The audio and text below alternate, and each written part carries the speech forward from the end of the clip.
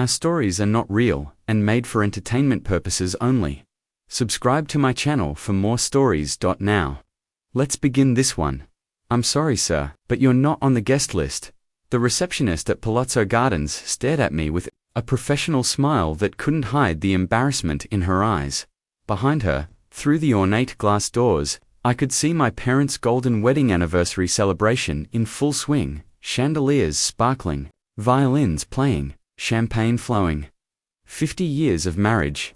Celebrated in style at the most expensive hall in Chicago, overlooking Lake Michigan. My name is Greg Patterson. I'm 36 years old, and the man and woman being toasted inside are my parents, or they used to be. I had received no formal invitation, no call, not even a text. But I told myself there must have been some mistake. I mean, I'm their eldest son. Surely they wanted me there. So I put on my best suit, bought a bottle of vintage wine, and came anyway. And here I was, being told that my own parents' party wasn't for me. I'm their son, I said, trying to keep my voice calm. Greg Patterson, you can check again. The receptionist's fingers hovered nervously over the guest list, but she didn't check. Instead, she glanced to the side. Following her gaze, I saw a man in a tailored tux step forward. It was my younger brother, Ryan, the golden child, the one who could do no wrong. He smiled, but it wasn't warm. Greg, he said, you shouldn't be here. Mum and Dad don't want you making a scene. A scene. I hadn't even said a word until now. What's going on, Ryan? Why am I not invited? He took a deep breath. Because you've embarrassed this family enough. You've made your choices. And tonight isn't about you. And just like that, he turned his back, disappearing into the glow of the celebration, leaving me standing in the marble foyer, holding the bottle of wine like a fool. But that's when I saw something. Through the half-open doors, I caught a glimpse of my parents laughing, with someone I never expected. A man, I thought, I'd never see again. And that's when it hit me. This wasn't just about a party, it was about a secret they didn't want me to uncover. I froze, my hands still on the wine bottle, eyes locked. On that familiar face, it had been over 20 years since I'd last seen him. But I'd know him anywhere. Mark Lewis, my father's former business partner. The man who vanished overnight after draining half the company's funds. The man Dad swore he'd never speak to again. Yet here he was, dressed in a crisp navy suit, laughing with my parents like they were old friends. I stepped closer to the glass doors, straining to hear, and of course, none of this would have been possible without Mark. My father's voice boomed proudly over the music. The crowd clapped. My mother smiled like she'd just won the lottery. I felt my jaw tighten. Mark was the reason our family lost everything when I was in college. He was the reason I dropped out and worked 2 jobs just to keep a roof over my head. So why was he here, and I wasn't? I looked around for another way in. On the far side of the building, I spotted a side entrance. A catering door. No security there, just a narrow hallway leading into the kitchen. I hesitated for half a second, then I walked. If they didn't want me here, maybe it was exactly where I needed to be. The kitchen was bustling with waiters carrying silver trays of hors d'oeuvres. I slipped between them unnoticed, following the sound of music, until I emerged into the back of the ballroom. There they were, my parents. Center stage, with Mark right beside them. And as I listened to my father's speech, my blood ran cold. Because he wasn't just thanking Mark, he was calling him family. And tonight, my father continued, we honor not only our marriage, but the man who made this celebration possible, my dear friend, and my brother in every way that matters. Mark Lewis. The crowd erupted in applause. I felt the air leave my lungs. Brother. What was he talking about? I scanned the room, trying to make sense of it. My parents never mentioned a brother. My grandparents never mentioned another son. Mark grinned. Shaking my father's hand like they'd been bonded for life, I stepped forward, weaving between tables until I was close enough to hear them without straining. And my mother chimed in. We are so proud to welcome him back into our lives after all these years apart. Her voice cracked slightly. Not from sadness, but from something else. Guilt. Ryan spotted me from across the room. His eyes widened. He started making his way toward me, but I didn't move. Greg, he hissed when he reached me. You need to leave now. I stared straight ahead. Not until someone tells me why you've been lying to me my whole life. Before Ryan could reply, my father noticed me. The warmth in his face vanished. Greg, he said into the microphone, his voice carrying over the crowd. We'll speak outside. The room went silent. I could feel dozens of eyes burning into me as my father walked toward me. Mark just a step behind him. And that's when my father said it. The sentence that shattered everything I thought I knew about my family. Outside the grand hall, the cool night air hit me like a splash of reality. My father's face was stern, eyes flicking nervously between me and Mark, who lingered by the steps. Greg, he started, voice low, there's something you need to know. I crossed my arms, bracing myself. Start talking. He took a deep breath. Mark is my younger brother. Your uncle? I blinked. Uncle? Then why did you say brother inside? He swallowed hard. Because for years, we've kept it a secret. A secret that could change everything. I shook my head. Why keep it a secret? My mother appeared beside him, her eyes wet but determined. It wasn't just about us. It was about protecting you. And the family. Mark stepped forward, voice calm but firm. Greg, you and I share blood, but we never had the chance to grow up together. I left when I was young, circumstances you were never told about. I clenched my fists. So, all these years, you've hidden him from me. While I was out here, excluded, paying for everything. My father's face crumpled with regret.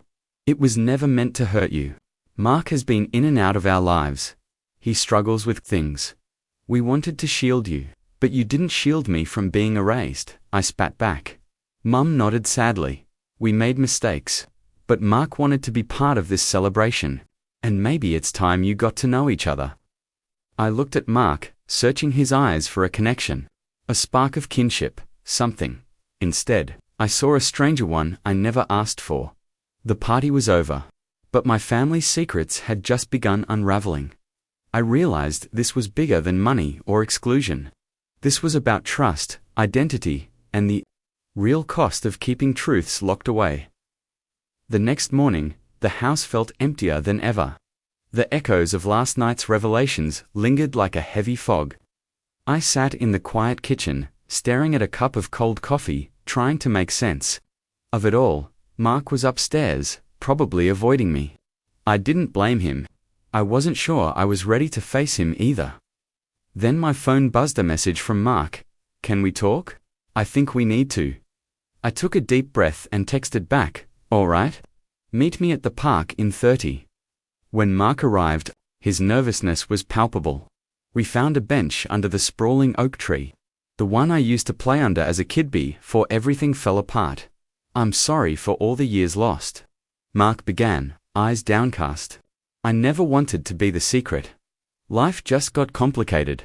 I nodded slowly. Complicated is one word for it. But why now? Why come back at my parents' golden anniversary? He shrugged. Because I wanted to see if there was still a chance to be part of your life. To be your brother.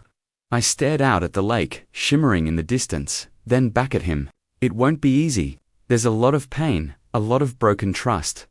Mark smiled faintly. I know, but maybe we can start small. Maybe the first step is forgiveness. The sun was setting, casting warm colors over the water. For the first time in a long while, I felt a flicker of hope. Family wasn't always perfect, but maybe it could be repaired. Over the next few weeks, Mark and I cautiously rebuilt a connection neither of us expected to find after all those years. Our conversations started with small things, childhood memories, favorite movies, the old oak tree, where we now met regularly. He told me about his struggles growing up, the reasons he had kept his distance, and how he regretted missing so many moments. I shared my own feelings of abandonment and betrayal, not just by him, but by the whole family dynamic. One afternoon, Mark surprised me by showing up at my apartment with a folder of old photos he'd found while cleaning out his storage. There we were, as kids laughing, playing in the backyard, birthdays long before the cracks started to show. That was us. Before everything got complicated, he said softly. I smiled, feeling a mix of nostalgia and pain. It's good to remember that. We agreed to take things slow. Forgiveness wasn't a straight path, and trust needed time to grow. But for the first time in a decade, I felt like family wasn't just a word tied to money or expectations, it could be real. That night, I reflected on everything: the betrayal, the money, the heartbreak, and now this fragile new beginning. Life had thrown me harsh lessons, but it also offered a chance to heal. With Mark's tentative steps toward rebuilding our bond, I started to see my family in a new light, not just as people who had used me, but as flawed individuals struggling in their own ways. It didn't excuse their actions, but it helped me feel less alone in this. Meanwhile, my own life began to shift in surprising ways. Without the constant financial drain and emotional manipulation, I rediscovered passions I'd long buried: painting, even volunteering at a local community center.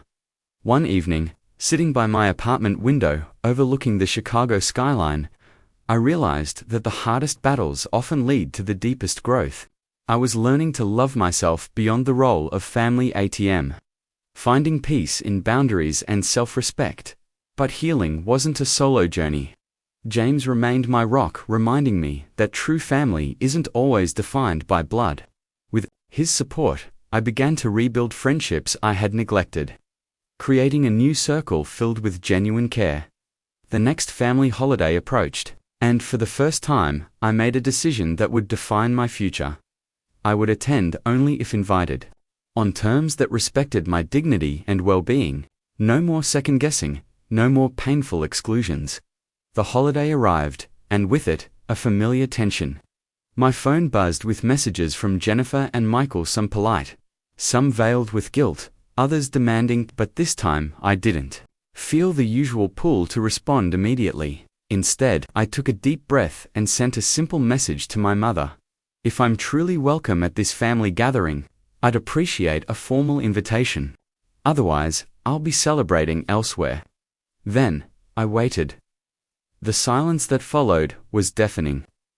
Hours passed without a word, until late evening when Jennifer finally replied, "We'd like you to come. Please join us tomorrow." The invitation was curt, lacking warmth. But it was something. I spent the night preparing, not just picking out clothes or buying a gift, but mentally preparing myself to be there on my own terms. I reminded myself that I was no longer the family ATM but Greg, the man who had fought for his own dignity. At the gathering, I arrived calm, composed, and guarded. The room was decorated elegantly, but this time, I noticed things I hadn't before: the subtle exchanges, the tension beneath the surface, and the awkwardness when eyes met mine. My parents greeted me with polite smiles.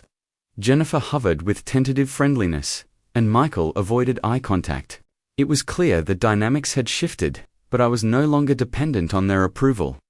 Throughout the evening, I kept conversations light and brief, focusing on my own life and passions. When old wounds surfaced, I listened, but didn't engage. In the drama, for the first time, I felt like an equal in the room, not a resource. As the night ended, I left feeling peaceful. I hadn't healed all the family fractures, but I had reclaimed my place, not as someone who is taken for granted, but as someone who demands respect. The days after the family gathering brought an unexpected calm. For the first time in years, I felt like I had stepped out of a shadow I didn't even realize I was living in. The fractured relationships hadn't magically fixed themselves, but something deeper had shifted inside me. I began setting clear boundaries, not just with my family, but with everyone who tried to take more than they gave. I realized respect wasn't something I had to beg for. It was something I had to demand and enforce. Jennifer's calls became less frequent, and Michael's messages less demanding. It wasn't because I ignored them, but because I no longer reacted out of fear or obligation. I answered when I chose to, and I said no when it was necessary.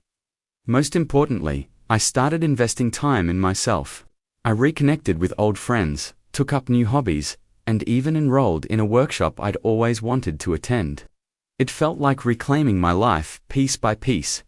One afternoon, my mother called. Her voice was softer than before, tinged with regret. "Greg, I'm sorry for how things have been. We didn't realize how much pressure we put on you." I listened carefully, choosing my words with care. "Mum, I love you all, but love isn't supposed to feel like a burden. I want us to have a family where everyone supports each other, not just takes from one person." She agreed, and though it was only a small step, it felt like the beginning of something real, a chance for healing and rebuilding. I realized then that family isn't about perfection or always agreeing. It's about respect, honesty, and showing up for each other without losing yourself in the process.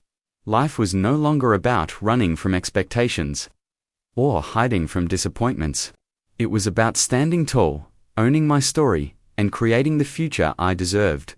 Months passed, and the changes in my life began to take root. The boundaries I set weren't just walls, they were bridges to healthier relationships. My family wasn't perfect, but they were learning to respect who I was becoming. One evening, I sat quietly by the lake, watching the sunset paint the sky with warm hues. I reflected on the journey, the pain, the anger, the growth. I realized how much strength it took to break free from old patterns and claim my own happiness.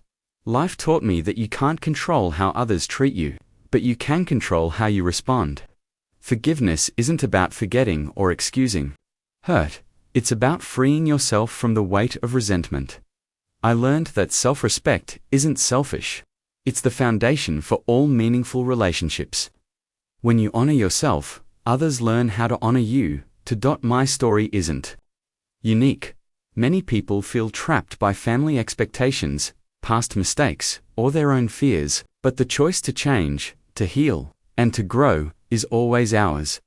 If there's one thing I want to share, it's this. Don't be afraid to step away from toxic dynamics. Don't be afraid to say no. Most importantly, don't be afraid to choose yourself, because at the end of the day, the most important relationship you have is the one with yourself. And when that relationship is strong, everything else has a chance to fall into place. Thank you for following my story. I hope it inspires you to find your own strength and peace.